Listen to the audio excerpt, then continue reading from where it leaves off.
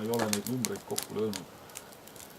Aga kui metsades liigud, siis on silma torganud rohkem see, et märksa rohkem on suuri raielanke ja samas märksa rohkem on võsastunud heinamaasid.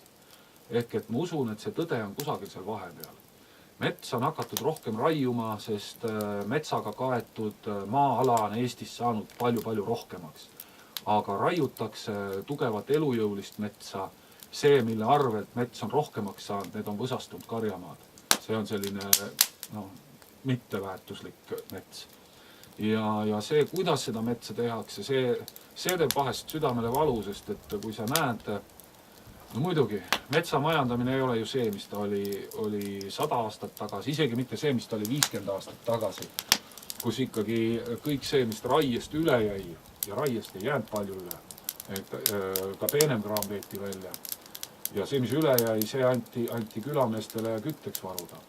Siis praegu käia raielankidel, näha maas vedelemas käsivarre, kohati jalasääre jämedusi, noori kuuski ja mände, mis on tallatud arvesteri poolt maha. Näha kände, mis on elujõulised puud, mis on metsast välja viidud. Ühesõnaga, välja viiakse see, mille eest kõva raha saab. See, mille eest vähe raha saab või mis ei ole üldse kasumlik. Nii nagu täna ei ole ka väiksed maakoolid kasumlikud, kulutõhusad. See jäetakse selleks sinna maha, et see looduks saaks. Samas ma olen kuulnud õigustusi või põhjendusi sellele, mis võivad ju õiged olla, et mets saab sealt oma rammu tagasi. Aga mets on sajandid saanud ka nende suurte kuuske tokstest oma rammu tagasi. Et aru saadav, et need suured masinad maksavad palju ja nende tööminut on kallis, et tasub võtta ainult seda kuuski, mille kalli raha eest lauaks saab lasta.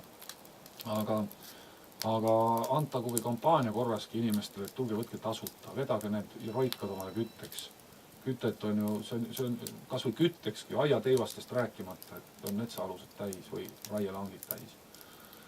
Ja lisaks ka metsapinnas ju muutub ühest küljest põllumaaks, sest kui istutusmasinad pööravad kogu selle pinnase sassi, selleks, et mets saaks mineraali rikkaks ja puud ilusti kasvama hakkaks, mis ongi õige ja nii ju juhtubki, et kui käia noortes lankidel, kus on taimed maha pandud või seeme maha küllatud, siis see kasvab, mis mühiseb. Aga samas, kui paljud eluvormid oma kodu kaotavad, oma elukeskkonna kaotavad sellega, et kõik see sassi pööratakse. Jälle kahe otsaga asi. Mets tuleb peale, mis mühiseb, ehk et raha kasvab. Aga kellegile on see kurvaks saatuseks ja neid liike on ju palju, kes seal maa sees pinnase lähe elavad ja kui nemad kaovad, siis kaovad ju ka need, kes nendest toituvad või need, keda nemad toidavad või need, kelle elu nemad kui muel või teisel muudavad. Et see on nii kahe otsaga asi, et selleks peab olema märksa targem inimene, et osata täpselt vastata.